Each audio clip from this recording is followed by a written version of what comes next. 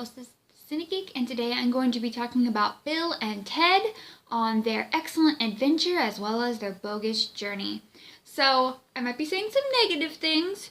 Don't hate me. Just wait till it gets to the end before you start your mean comments. Okay, so for Bill and Ted's Excellent Adventure, it was filmed in 1987, but it was released in 1989, so it took them a little while to get it released. And at the beginning, we are introduced to Bill Preston Esquire, because I guess he's a lawyer, and Ted Theodore Logan, which his name is also very curious. I feel like if I introduced myself as Castiel Logan or William Logan, like why is his abbreviated name with his elongated name? Oh well, moving past those weird questions. So they want to be like the best band ever, and they call themselves the Wild Stallions, and they both play guitar, I think, or maybe one plays guitar, one plays bass. I'm not very familiar with instruments. By the way, we don't have any kind of singer, or they don't have any drums. They just have like two guitar players. Like I don't think they're ever going to be good. Even ZZ Top had a front man and a drummer. Come on. So from the beginning, we get an idea of their oratory style, which is very 80s Valley, painfully 80s Valley. It's so 80s Valley. Valley Girl is like, oh my god, gagging with a spoon. And as someone, so they're going to be over here from like San Gabriel Valley, where I'm kind of from like the Orange area. So I may be a little biased against Valley. Maybe. A lot of bit. A little bit. All the bits. But the movie doesn't come off as though they're making fun of Valley teens, so I guess I could appreciate it from that, but it's not great. I didn't particularly like the first film. And the reason being is because it just had so much going on. It didn't have a really specific thorough line through the film, and we didn't really get to know any of the characters beyond Bill and Ted, which you do get to know them, and you really like them. I thought both the actors, Alex Winters and Keanu Reeves, did excellent jobs as Bill and Ted, and they're endearing. I mean, they're kind of annoying, but they're sweet. I liked them quite a bit, and they made the movie, which is, I'm a huge Back to the Future fan, so I would say it's kind of a low-key Back to the Future ripoff, but instead of a DeLorean, they went with Doctor Who and used a phone booth. But I liked the movie regardless because I really did like the characters. And I kind of understood it from a point of view of, someone who understands a little bit on filmmaking. So what Bill and Ted do is strange things are afoot at the Circle K. And they meet a guy, Rufus, who's played by George Carlin. And they end up also meeting their future selves who tell them to trust Rufus. And Rufus allows them to use this phone booth to go back in time and meet some famous people so that they can pass their history test. And that will prevent Ted from having to go to military school in Alaska and splitting them up, and thus depriving the future of the Wild Stallions, their band, who will eventually be the best band that's ever existed and end everything bad in the world. So, like 700 years in the future, they live in a peaceful society because of Bill and Ted's band, the Wild Stallions. And so they go to multiple different points in the past, and they collect specifically 8 people. They collect Joan of Arc, Lincoln, Genghis Khan, Napoleon, Sigmund Freud, Socrates, Beethoven, and Billy the Kid. And so something that bothered me there was when they're studying in their bedroom before they go back in time, they're talking about George Washington. So I'm not really clear as to specifically what their history project is. Did they not get Washington, who they were supposed to have gotten, or were they supposed to just get people generally from that era, in which case they still didn't get anybody from George Washington's era? So why were they studying George Washington when he wasn't even a part of this test?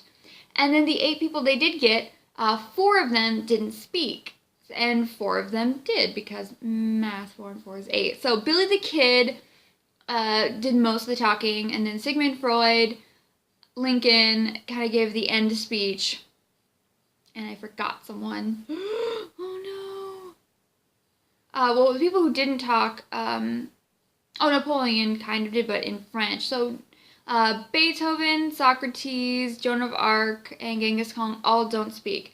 And as I said earlier, I kind of understood that from a filmmaking point because you don't have to pay actors who don't have speaking roles as much as you have to pay actors who do. So I don't know what that was so that they wouldn't have to pay them, and logically because they wouldn't speak English. I think it would have been better had they just stuck with the 4 characters that did speak, or just have 3 speaking characters and 1 non-speaking character, rather than be boggled down with so many non-speaking characters that you really don't get a sense of, I mean, you know historically who these people are, which is why I kind of had a slight problem with Genghis Khan, because that dude killed so many people. It's ridiculous. But it's problematic when you have so many characters that you don't really get anything out of, honestly. And with that having been said, there was a slight issue, I thought, because this is a 90s kid review, so I have to look at this from, the 21st century, and going back to the 80s. Yeah, this movie was a bit sexist. It has Bill and Ted meet the princesses, who I don't recall if they even got names, and if they did, I don't remember them. And the only other female in the movie was Bill's stepmom, who he has a slight Oedipus complex with, and then Joan of Arc, who, like I said earlier, doesn't speak. And that's kind of an issue for me. And, oh yeah, they dropped some homophobic slurs in this movie, which they doubled down on in the second one, which I also find problematic, but from a 21st century standpoint, those are a little bit iffy. Also, phone booth iffy. Also, what is winding a watch? I actually have no clue.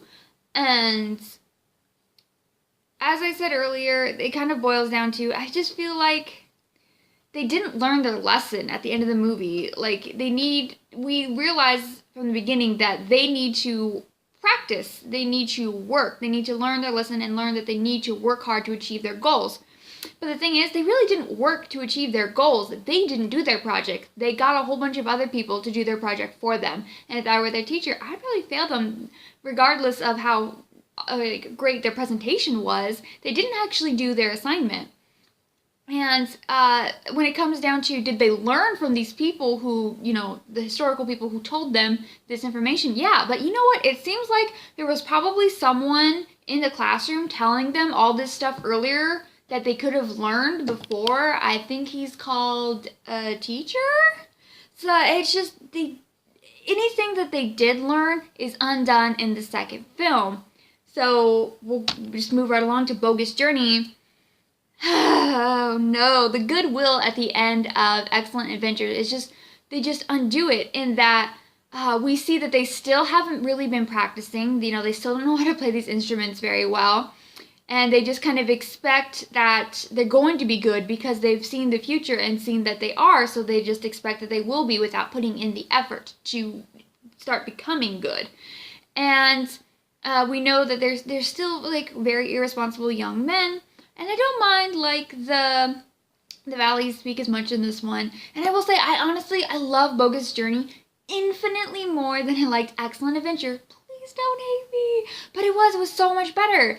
I love you could tell they had a lot more to do with the budget, and they do have a more concise, narratively speaking, film in that the story isn't going all over the place. It's really centered on Bill and Ted, the evil usses, and their adventure. They kind of go Dante through the inferno, through hell, and then they go up to heaven, which is still part of Dante because he does go to paradise. And they have like a close relationship with death, which is very of Seventh, paying homage to Seventh Seal, which I love that movie. And any movie that does that, even like The Last Action Hero, I just really like that because I love that movie and it gives me like kind of nostalgia for it. And you can tell that in this film, they had so much more creativity in how they set up the locations for hell and how they had their own personal hells and what they did with the us's. And you could tell, like, even though they had certainly a higher budget for this film, they had to do kind of creative workarounds because it still wasn't that high.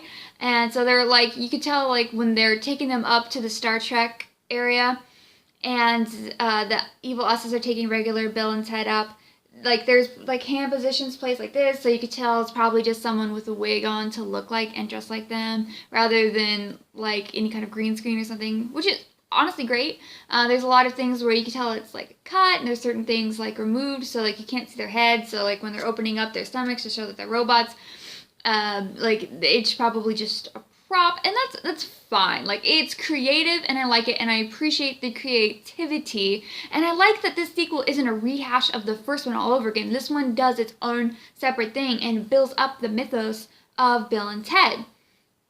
I'm not going to get into how that time travel doesn't make sense in the first film, which I talk about a lot in like my Back to the Future stuff and my Terminator stuff. But you know, this one it's fine because it's not really important. What's important for these films is Bill and Ted's relationship and their friendship, and I think that's the core of the story. So I can overlook all the other stuff. So when it comes down to it, the fact that I do like Alex Winters and Keanu Reeves as Bill and Ted so much, it kind of makes everything fine. And there's been talks of maybe being a third film, possibly, and I would be really super interested in that. This is not my favorite film, but I think they did a great job. And the second one certainly upped the ante of the first one, which is really rare. So I would be excited to see, 20, nearly 30 years later, what they would do with a sequel to that if they get the opportunity to make one. So anyway, I'm curious, like, I know a lot of people love these movies. What about it attracted you to it, or you didn't like, or what about it did you not like, rather, like myself? Yeah, so I have been the Cinegeek. Thank you so much for watching. We need a Moon Knight movie, and have a great day.